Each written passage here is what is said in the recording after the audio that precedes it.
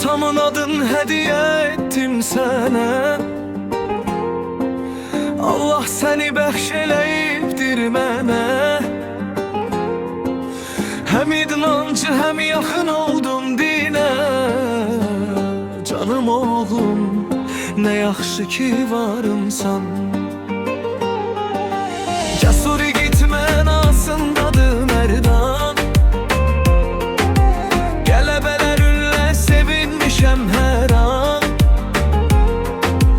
Sükanı belə saxla yata qurban.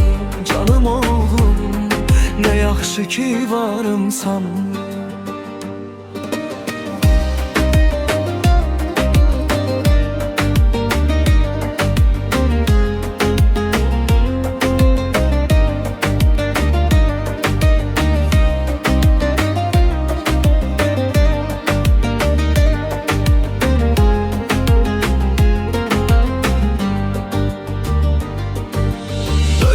Getmişsən hər bir xidmətə.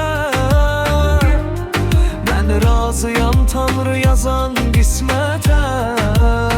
İnşallah son qoyular həsrətə. Canım oğlum, nə yaxşı ki varımsan.